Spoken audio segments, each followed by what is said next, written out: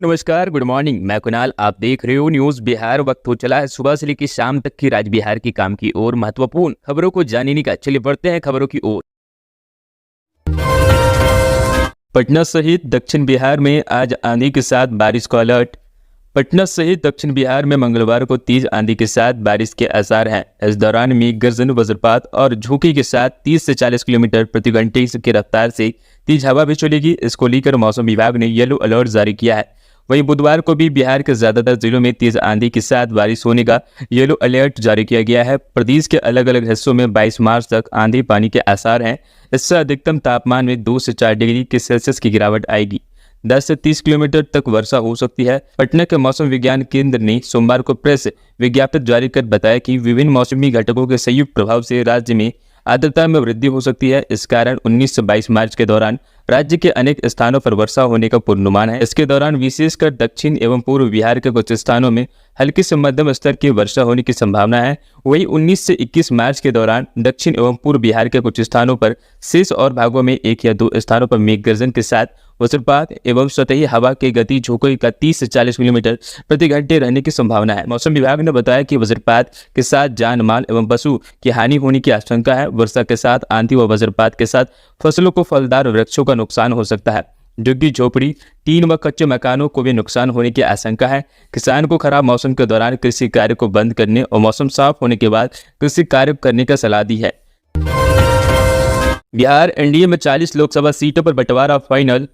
पशुपति पारस का पत्ता साफ। लोकसभा चुनाव 2024 की तारीखों के ऐलान के बाद सभी पार्टियों ने अपनी अपनी जीत की रणनीति भी बना ली है। एनडीए में सीट बंटवारे को लेकर चल रही गहमागहमी भी समाप्त हो गई है। एनडीए में शामिल पार्टियों ने सीट शेयरिंग का फॉर्मूला तय कर लिया है।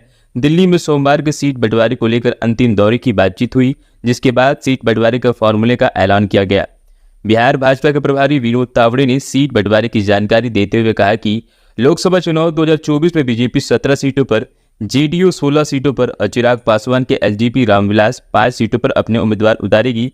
उपेंद्र कुशवाहा की पार्टी राष्ट्रीय लोक मोर्चा और जीताराम मांझी की पार्टी हिंदुस्तान अवाम मोर्चा एक सीट पर अब चुनाव लड़ेगी। वहीं पशुपति पारस के राष्ट्रीय लोक जनशक्ति पार्टी को एक भी टिकट नहीं मिली। भाजपा के खाते में जो 17 सीट गई है, उनमें पश्चिमी चंपारण, पूर्वी चंपारण, औरंगाबाद, अररिया, मधुबनी, दरभंगा, मुजफ्फरपुर, महाराजागंज, सारण, उजियारपुर, बेगूसराय, नवादा, पटना साहिब, पाटलिपुत्रा, आरा, बक्सर और सासाराम लोकसभा सीट पर अपने उम्मीदवार उतारेगी। जदयू के खाते में जो सीट गई है, वाल्मीकि नगर, सीतामढ़ी, झांझापुर, सुपौल, पूर्णिया, किशनगंज, कटिहार, मधेपुरा, गोपालगंज, भागलपुर, बांका, मुंगेर, नालंदा, जहानाबाद, सीवान और शिवहर पर उम्मीदवार उतारेगी। वहीं बात करें चिराग पासवान की पार्टी लोक जनशक्ति पार्टी हाजीपुर, जमुई, वैशाली, समस्तीपुर और खगड़िया पर सीट पर अपने उम्मीदवार उतारेगी। उपेंद्र कुशवाहा की पार्टी काराकाट लोकसभा सीट पर उतारेगी। वहीं जीताराम मांझी गया सीट पर अपने उम्मीदवार को उतारेंगी। बिहार बोर्ड में टॉपर्स के चल रहे इंटरव्यू, जल्द रिजल्ट की तैयारी कर रहा बोर्ड। बिहार बोर्ड जल्द से जल्द इंटर के नतीजे जारी करने की तैयारी कर रहा है। दरअसल बिहार बोर्ड अभी 12वीं के स्टूडेंट का इंटरव्यू ले रहा है, इसलिए जैसे ही इंटरव्यू समाप्त होंगे, नतीजे जारी करने की तारीख की घोषणा कर दी जाएगी।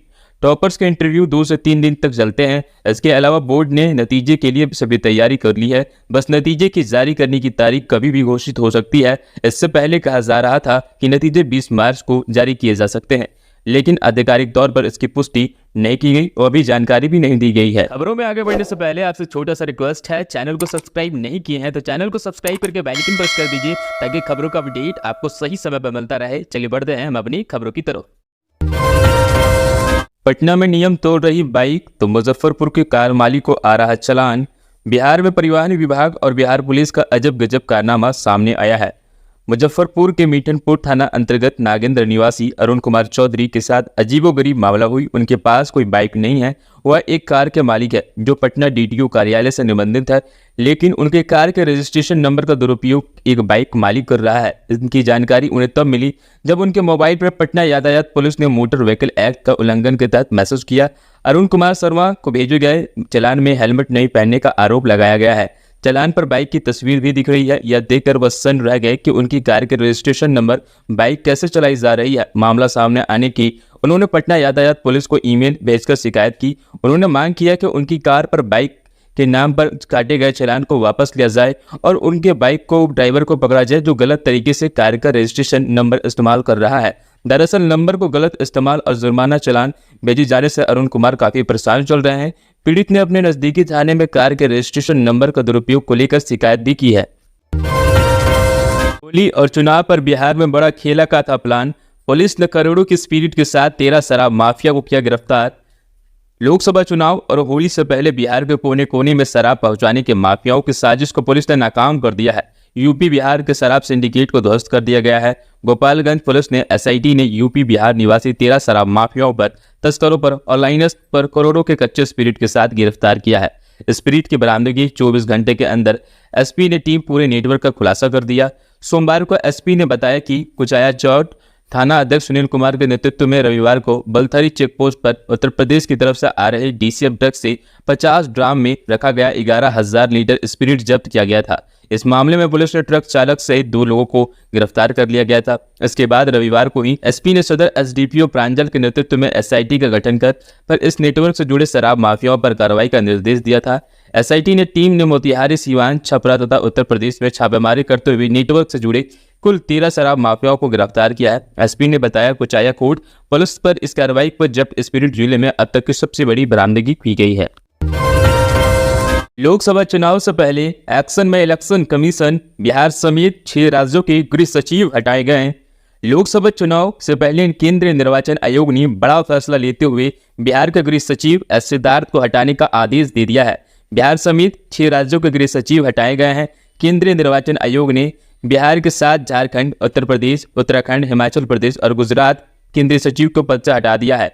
लोकसभा चुनाव 2024 को पूर्ण निष्पक्षता, स्वतंत्रता के साथ संपन्न कराने का आश्वासन मुख्य निर्वाचन आयुक्त ने अपने प्रेस कॉन्फ्रेंस के दौरान दिया था। माना जा रहा है कि इस रणनीति के तहत केंद्रीय निर्वाचन आयोग ने यह कदम उठाया है। लोकसभा चुनाव 2024 का बिगुल बजने के साथ ही बिहार समेत पूरे देश में आदर्श आचार संहिता लागू हो चुकी है। केंद्रीय चुनाव आयोग ने 7 चरणों में होने वाले चुनाव के तारीखों का ऐलान कर दिया है। उसके साथ ही इलेक्शन कमीशन फुल एक्शन में है। बीते 16 मार्च को केंद्रीय चुनाव आयोग ने प्रेस कॉन्फ्रेंस के दौरान यह बात साफ कर दिया था कि जो भी अधिकारी 3 साल से अधिक समय में एक ही स्थान पर पदस्थापित है उन्हें बदला जाएगा। बता दें कि इससे पहले चुनाव आयुक्त राजीव कुमार खुद बिहार के दौरे पर आए थे और बारीकी से तमाम चीजों का अध्ययन किया था। इस सिद्धार्थ पर इसी के तहत कार्रवाई की गई। माना जा रहा है कि अभी और अधिकारियों पर भी कार्रवाई हो सकती है। समस्तीपुर स्टेशन के प्लेटफॉर्म नंबर 1 पर लगी आग, मची अफरा तफरी। बिहार के समस्तीपुर स्टेशन पर सोमवार को उस समय अफरा तफरी मच गई जब प्लेटफॉर्म संख्या 1 पर वाटर कूलर के वायर में अचानक आग लग गई। आग लगने की सूचना मिलते ही प्लेटफॉर्म पर अजीबोगरीब माहौल बन गया। हालांकि आरपीएफ एवं रेलवे के सफाई कर्मियों के प्रयास से आग पर तत्काल कंट्रोल कर लिया गया, अन्यथा किसी बड़ी घटना से इनकार नहीं किया जा सकता है। स्टेशन पर मौजूद लोगों से मिली जानकारी के अनुसार प्लेटफॉर्म संख्या 1 पर वाटर वेंडिंग मशीन का कूलर लगा हुआ है जिसमें सोमवार को अचानक आग लग गई। घटना लगभग 12 बजे दिन की बताई गई है। आग लगते ही तेज लपटें भी तेजी से निकलने लगी जिससे वहां को लेकर आसपास के बैठे यात्रियों में हड़कंप मच गया और सभी यात्री सुरक्षित स्थान की ओर निकल गए। इस घटना में किसी को हाथाहाथ होने की सूचना तो नहीं मिली, लेकिन यह हादसा अगर रात के समय होती तो किसी बड़ी घटना से इनकार नहीं किया जा सकता है। विदित हो कि 1 नंबर प्लेटफॉर्म पे आए दिन शॉर्ट सर्किट के कारण ऐसी घटनाएं होती रहती है। फिलहाल इलेक्ट्रिक विभाग वायर को दुरुस्त करने में इलेक्ट्रिक चालू करने का प्रयास में जुटी हुई है। पुलिस अधिकारी बता ठग लिए 103 करोड़, विदेशी खातों में लेन देन 6 गिरफ्तार। समझिए साइबर फ्रॉड का नया पैंतरा। बिहार पुलिस अधिकारी बनकर पुत्र या करीबी की गिरफ्तारी का झांसा देकर साइबर ठगी करने वाली गैंग के 6 साथी को पुलिस ने गिरफ्तार किया है। इनमें 3 दरभंगा, 2 मोतिहारी और 1 मुजफ्फरपुर का है। अपनों की गिरफ्तारी परीक्षा पास कराने का झांसा देने के अलावा अलग अलग तरीके से इस गिरोह ने 103 करोड़ की साइबर ठगी की है। साथियों ने बिहार के अलावा ठगी के रुपए पाकिस्तान, बांग्लादेश समेत 3 देशों के बैंक खाते में भिजवाए हैं। साइबर फ्रॉड गिरोह की पैतरी का खुलासा करते हुए मुजफ्फरपुर एसएसपी राकेश कुमार ने बताया कि 1 महीने से इस गिरोह ने 103 करोड़ 48 लाख रुपए की साइबर ठगी की है।